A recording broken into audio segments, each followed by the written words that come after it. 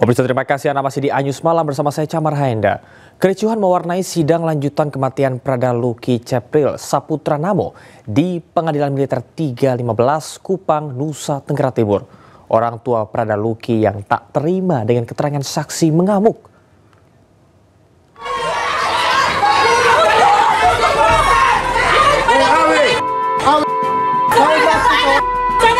Kericuan mewarnai sidang kasus kematian Prada Luki Namo di Pengadilan Negeri Militer 315 Kupang.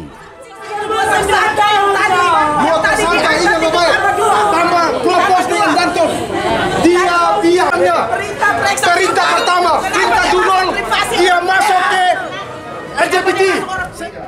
Dalam sidang, saksi mengaku diperintahkan memeriksa ponsel anggota untuk mengecek dugaan judi online.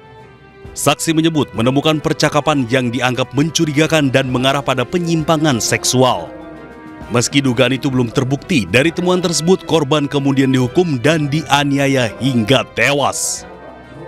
Telusuri, kamu perintah siapa? Danton, yang saksi tadi ingat baik. Saya tentara, saya tahu aturan. Woi, kamu bisa bilang anak saya LGBT ini 7 dan 9 kalau tidak jadi tersangka, tanda mulut saya nanti. Saya orang tuanya Luki, saya tentara juga. Berani sempat Sony masuk besok. Sidang ini merupakan pemeriksaan saksi untuk berkas kedua dengan total 17 terdakwa yang merupakan anggota TNI dari Satuan Yon TP 834 Waka Ngamere. Dari Kupang, Nusa Tenggara Timur, Eman Suni, iNews melaporkan. 22 orang yang merupakan atasan dan senior Prada Luki dijadikan terdakwa dan kini diadili di Pengadilan Militer Kupang, Nusa Tenggara Timur. Para terdakwa dan saksi dihadirkan secara bergantian dalam sidang yang kini memasuki hari keempat.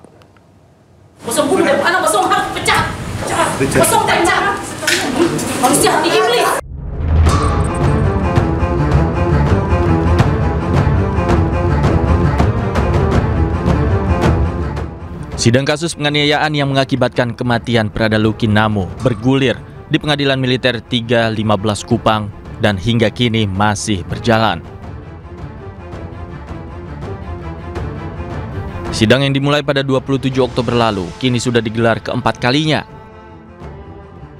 Dalam kasus ini, 22 orang yang merupakan atasan dan senior Prada Luki dijadikan terdakwa. Secara bergantian para terdakwa dihadirkan dalam persidangan. Sidang juga menghadirkan sejumlah saksi. Ibu Prada Luki, Sepriana Paulina Mipre, yang menghadiri sidang kerap histeris karena tidak kuasa menahan amarah. Ibu korban meminta agar seluruh pelaku dipecat dari TNI dan dihukum seberat-beratnya. Para tersangka ini yang paling keji, Mama lihat itu si Made Juni itu dan si Ngajuru. Dan juga ini dan si intelnya ini si Thomas Awi itu dan satu lagi bamaknya Andri Maklori. Mereka itu manusia-manusia yang sangat keji, yang istilahnya tidak punya hati kasih. Kalau soal Made Juni sendiri?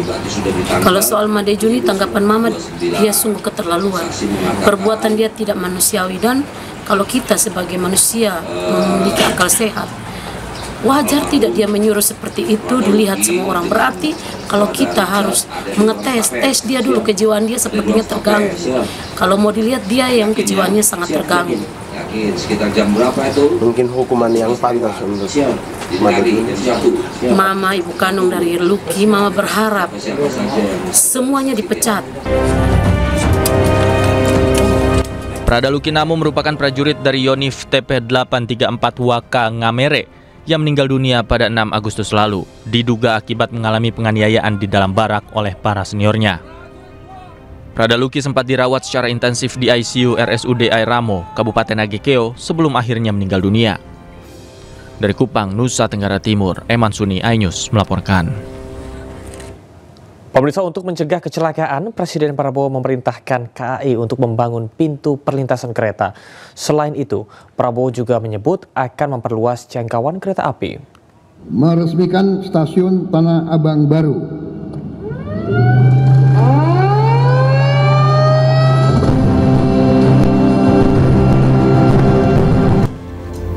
Presiden Prabowo Subianto meresmikan stasiun Tanah Abang baru Jakarta.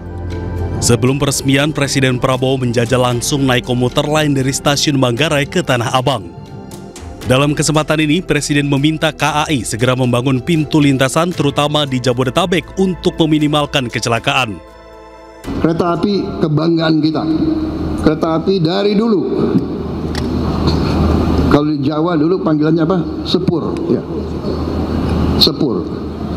Tapi jaga kebersihan, ya. Rel-rel kereta api dijaga, keamanan, keselamatan, pintu-pintu lintasan harus segera dibangun. Presiden Prabowo juga menyatakan akan memperluas jangkauan kereta di Jabodetabek dan di luar Pulau Jawa. Ia pun siap memberikan anggaran demi kepentingan masyarakat. Dari Jakarta, Tim Liputan iNews melaporkan. Presiden Prabowo Subianto menyatakan bahwa dirinya dan pemerintah akan mengambil alih tanggung jawab pembayaran utang kereta cepat Jakarta-Bandung Wush. Prabowo pun meyakinkan semua pihak agar tidak perlu khawatir dan ribut lagi atas polemik Wush. Prabowo menyebut proyek Wush merupakan komitmen kerjasama Indonesia dan Cina. Pemerintah pun menyatakan akan membayar utang kereta cepat Jakarta-Bandung Wush sebesar 1,2 triliun rupiah per tahun. Menurutnya, polemik yang menimpa kereta cepat bukanlah masalah.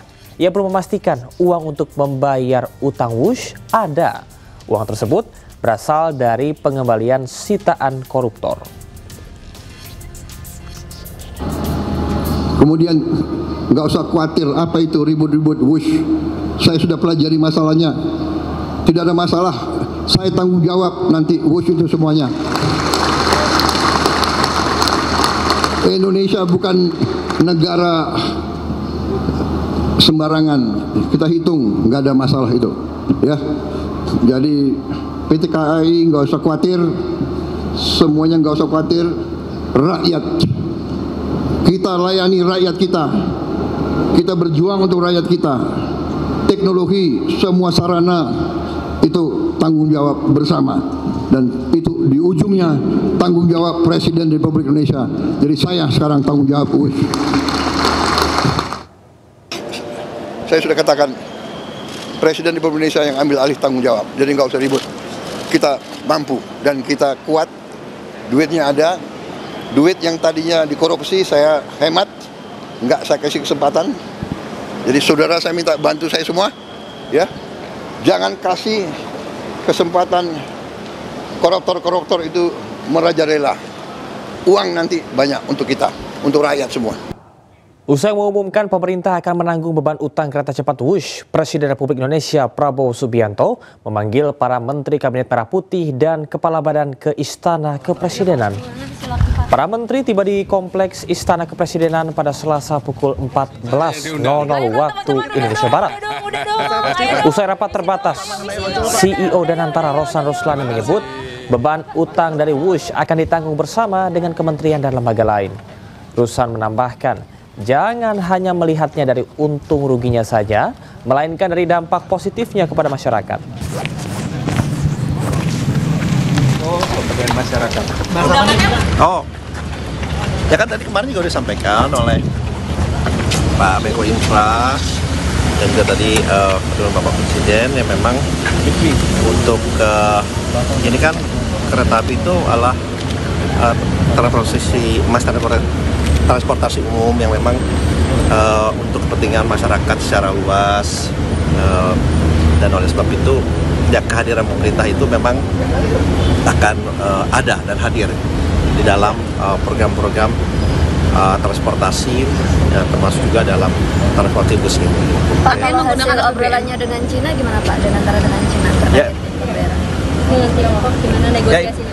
Ya ini kan masih berjalan ya, nanti timnya kan juga ada Pak Menko Infra, ada Menko Perekonomian yang involved, ada tim dari Menkeu, dari kami. Jadi ini adalah suatu kerjasama lintas kementerian dan Kementerian Perhubungan juga.